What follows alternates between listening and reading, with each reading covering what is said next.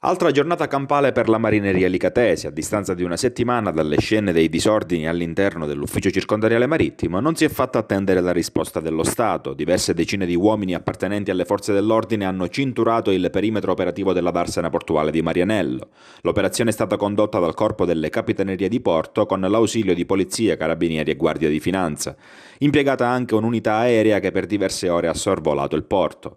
Dal pomeriggio di mercoledì ingresso schermato a Marianello e controlli, verifiche e sequestri fino a tarda ora. Non ci sono ancora i dati di un'operazione davvero imponente, il lavoro delle forze dell'ordine è continuato e solo oggi con ogni probabilità si potrà avere un quadro numerico di sequestri e sanzioni. Abbiamo documentato una decina di viaggi dei mezzi cassonati in dotazione alla Guardia Costiera con all'interno centinaia di metri di rete da pesca posti sotto sequestro e stipati nel perimetro della Capitaneria di Porto diretta dal tenente di vascello Pier Giorgio Luminari. Da quanto abbiamo avuto modo di apprendere sono stati sequestrati anche i box in uso agli operatori della marineria licatese. Durante il pomeriggio c'era stata anche una lunga interlocuzione tra Guardia Costiera e Comune. Alla base del sequestro dei box ci sarebbero infatti delle irregolarità a livello di pagamento dell'occupazione demaniale. La marineria licatese ha osservato per tutta la giornata quanto stava accadendo e ha annunciato di voler consegnare le licenze in capitaneria, poiché secondo gli operatori del comparto ittico non sussistono più le condizioni necessarie. No, sicuramente non si può andare a lavorare perché ancora qua stanno facendo questi controlli, ci sono state barche che le hanno disarmate, hanno sequestrato tutte le reti, quindi difficilmente si può ritornare a lavorare.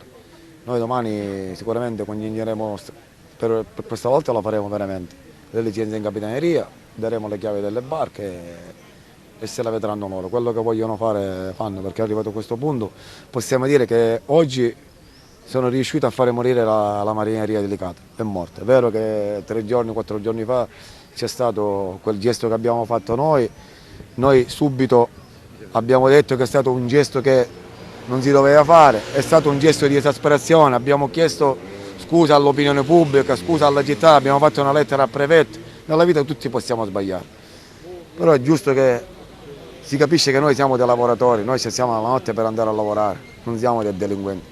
Ci stanno trattando come dei delinquenti. Quello che è successo oggi a Licata nella storia non si è mai verificata una cosa del genere nella marineria di Licata.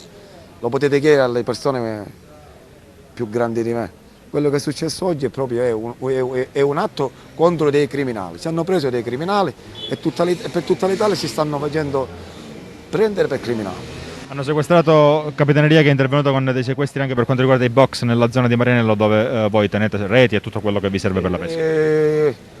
Ho sentito questa notizia che stai dicendo tu, dicono che hanno sequestrato tutti i box dall'altra parte, quindi non possiamo prendere le cassette, polverina, cavi, gli attrezzi che ci servono pure per lavorare.